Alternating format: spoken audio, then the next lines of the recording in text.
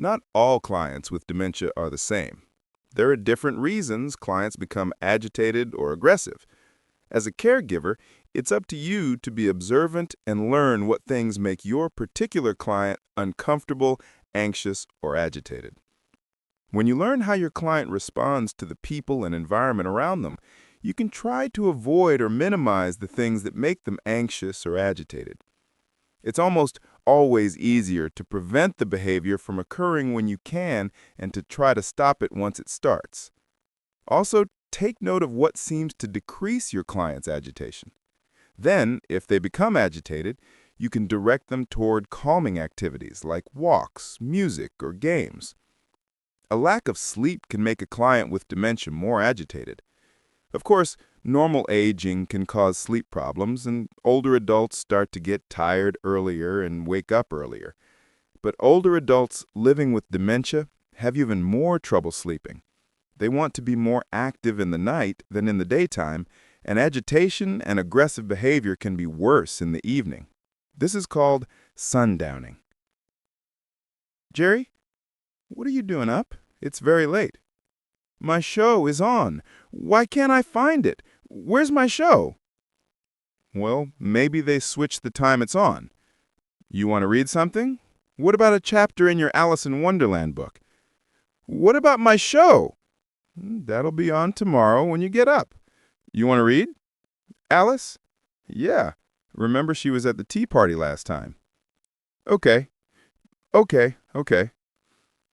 Older adults will sleep better if they have a quiet, dark room to sleep in at night and avoid caffeine.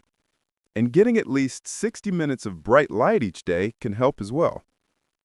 Generally, being in a familiar place like their own home, surrounded by familiar people and objects, helps a person living with dementia function better. Unfamiliar people entering the environment and even relatives they haven't seen for quite a while can cause agitation. Oh, hello, Mac. Hi. Well, you didn't have to knock. Thanks. Like giving a little warning instead of just barsing in. I get it. How's he doing today? Not bad. It's been pretty quiet. I'm just going to go prepare dinner, so great. Yeah. Hi, Dad. How are you? Chuck says hi. He's sorry he couldn't come by today. Chuck.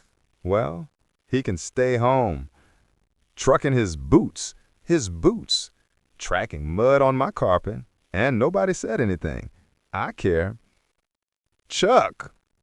Well, he did stay home, but he says hi anyway. And I'll tell you what, next time he will take his boots off, okay? We don't want to ruin your carpet. If your client living with dementia becomes agitated, look for changes in their environment that could be causing the agitation. If possible, try to eliminate or distract from whatever's triggering the behavior. Home and garden. Look at that. Look at that. That's beautiful. Will you be planting annuals this year, you think? You know, your mother loved geraniums. Oh, she sure did. She used to have them all along the back, remember? Yeah, they grew well in the back. You know, there's a good sun. Big environmental changes like going from home to a hospital or nursing facility or moving into a new home can lead to more confusion, anxiety, and agitation. And of course, a change in caregivers can be very stressful to a client with dementia. So if you're a new caregiver for your client, your presence may be the source of agitation. Time for a bath. Let's get going. I already had a bath. No, not today you haven't. That was days ago. Now come on, let's go. I said no. I already had a bath. Don't leave me alone. Look, stop arguing with me and come take your stupid bath. You know what? Never mind. You stay dirty. It's common for clients with dementia to react with aggressive and agitated behavior when asked to start a new task, like bathing, eating, or changing clothes, and you'll probably face this issue on a daily basis. But following a strict routine can be immensely comforting to clients with dementia. All right, it's 2 o'clock. Time for your bath. I already had a bath. Yes, you did on Monday. Today's Wednesday. It's Wednesday? Yeah, Wednesday. Birthday. Unless you'd like to take a shower. I mean, it's your choice. Bath or shower? Shower. I guess. All right, shower it is. And then we'll watch Wheel of Fortune, and I'll make you some tea. tea. Yeah, right after your shower. It'll be nice. Yeah, okay. All right. Can you shower? Mm-hmm. It'll be nice. Yeah. Okay. All right. Can I take your hand? Okay. Creating a schedule of activities can make daily tasks easier for everyone, including you. And of course, once you've established a schedule, do your best to stick to it. Mayonnaise on mustard. There can be underlying medical problems causing agitation, but a client with dementia often can't tell caregivers when they have pain or discomfort, so you will need to look for other signs. I'm pretty sure May said you like mustard. Yeah. You want to eat in the dining room? No. Okay, there you go. That's fine. You don't have to eat right this minute. Look for uncomfortable facial expressions, crying, not wanting to move, moaning, change in breathing, or calling for help. Do you need to use the bathroom? I'm fine. It might make you feel better. Then you can enjoy your sandwich. You do put mayonnaise on that sandwich. I hate mayonnaise. No mayonnaise. All right. The most common medical problems that can cause agitation include infections, like urinary tract infections, and pneumonia. Constipation can also cause a great deal of discomfort. Urinary problems like not being able to pass urine or urinary incontinence can also cause agitation. If your client suddenly develops behavior changes and agitation, notify your supervisor. A medical evaluation will uncover any medical issues that might be driving that change. Beyond agitation, your client may show more aggressive or hostile behaviors as the dementia progresses over time. Aggressive behavior may be physical or verbal. Is everything okay, Jerry? How about you give me back my radio? You don't think I know about it? You don't think I know that you stolen my radio? Oh, don't be ridiculous. I didn't steal your radio. Yes, you did. Yes, you did. It was in my bedside table yesterday, and now it's gone. I don't know where your radio is, Jerry. You know darn well what it looks like. It's probably in your bag. Where's your bag? We'll see who has my radio. That's my property, not yours. Take your hands off my personal stuff.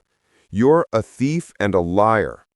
Oh, you're my step alone. Jerry, go sit down and mind your business. Everything okay, Jerry? You sure you don't want anything to eat? How about a game of hearts? I can finish the book later. How about you give me back my radio? Your radio? You don't think I know what's going on? You don't think I know you took it? I'm sorry your radio is missing, Jerry, but would you like me to help you find it? You stole it. It was in my table, but by my bedside yesterday, and now it's gone. I don't know where your radio is, Jerry.